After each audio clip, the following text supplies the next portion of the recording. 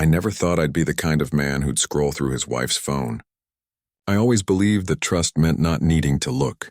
But one ordinary Tuesday night, something in me shifted. Not suspicion, not paranoia. Just a quiet ache that told me something wasn't right. Her name is Claire. We've been married 11 years.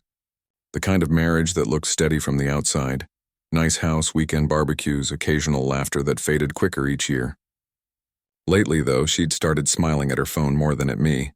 I told myself I was imagining things. Everyone texts. Everyone jokes. Everyone drifts a little sometimes, but that night, when she fell asleep with her phone still glowing beside her pillow, my fingers moved before my conscience could stop them. There it was, a message thread with a man named Mark. The most recent text read, "Last night was perfect. I can still smell you on me." I remember how quiet the room felt, like the air itself was holding its breath. My heart didn't race, it sank.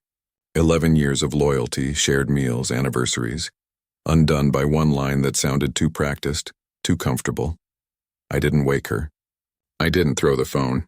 I just sat there watching her breathe, wondering if I ever really knew her at all. The next morning, she kissed my cheek before leaving for work. Her lips lingered a second too long, as if guilt had a scent she was trying to cover. I watched her drive away, and something in me decided that silence wasn't enough anymore. I spent the next few days pretending to work, to smile, to sleep, but in the background I was searching. I found Mark easily. His name, his company, his family photos on Facebook. Married, 2 kids, a golden retriever, the whole cliché. His wife's name was Rachel. Rachel looked kind. That's what struck me first. She had the kind of smile that came from someone who gives more than she takes. I wondered if she knew. A week later, I found myself parked outside a cafe near Mark's office. Claire thought I was at a client meeting. My hands were shaking as I typed the message. "Hi Rachel, you don't know me, but I think we should talk. It's about Mark's and my wife." I expected anger. I expected a denial, maybe even a threat. But instead, after 10 long minutes, she replied, "I had a feeling. When can we meet?" When she walked into the cafe that Friday, she looked like someone carrying invisible weight. Graceful, but exhausted from pretending everything was fine. She ordered black coffee, no sugar. I noticed her wedding ring was still on. We didn't need to exchange pleasantries. Just one look and we both knew. "I'm sorry," I said, though I wasn't sure for what. Her pain, my pain, or the absurdity of sharing it over coffee.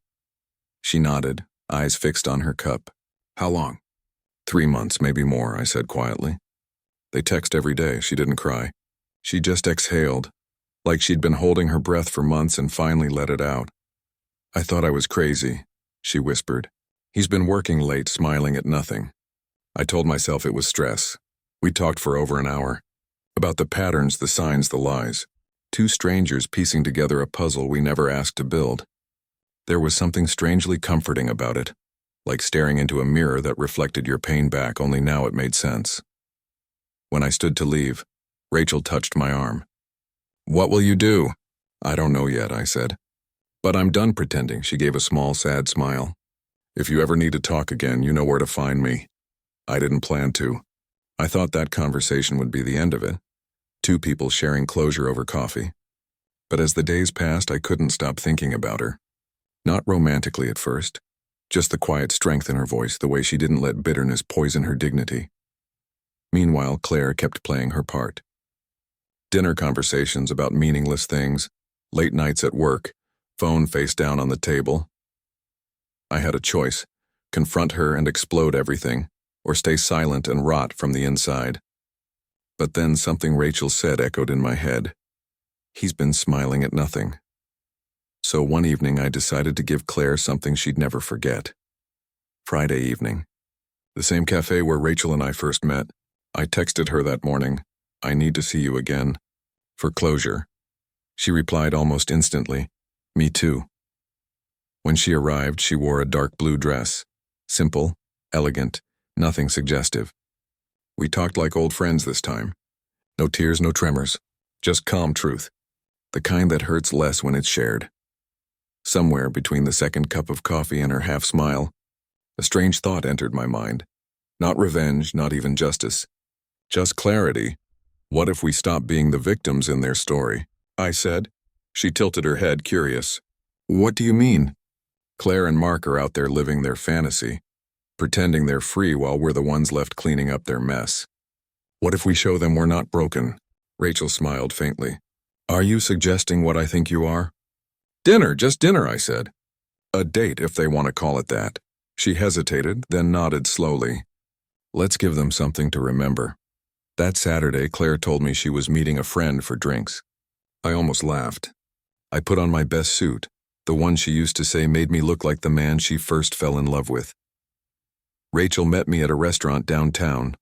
Warm lighting, soft jazz, couples laughing around us. We looked like one of them. A happy pair enjoying the night. For the first time in months, I wasn't pretending. I listened to Rachel's stories, her quiet humor, the gentle way she spoke about her children. It wasn't romance. It was healing disguised as elegance. Halfway through dinner, Rachel's eyes flicked past my shoulder. Her lips parted slightly. They're here, she whispered. I turned just enough to see Claire walking in with Mark, her hand brushing against his arm like muscle memory. The look on her face when she saw me, priceless. Her smile vanished, replaced by that tight, panicked expression people wear when reality catches up. Mark froze. Rachel met his eyes calmly, almost pitying him. Then she did something I'll never forget. She reached across the table and took my hand. Thank you for tonight, she said, loud enough for them to hear. Claire stood there, her mouth opening and closing like she couldn't find air. Ethan, what is this? I leaned back in my chair, perfectly calm. Dinner. You know that thing couples do when they actually respect each other? Her cheeks flushed red. Mark muttered something about leaving, but Rachel interrupted. No, stay, she said softly. You might learn how loyalty looks when it's too late. They didn't. They left in silence and no explanation. No excuses, just the echo of their own hypocrisy following them out the door. Rachel exhaled and smiled sadly. Closure, she said. I think that's what that was.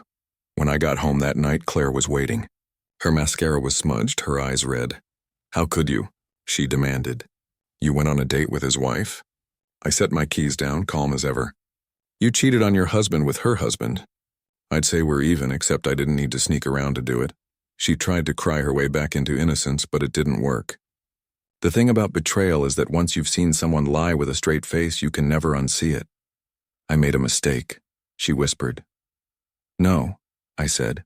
You made a choice. There was nothing left to argue. The silence between us wasn't angry anymore.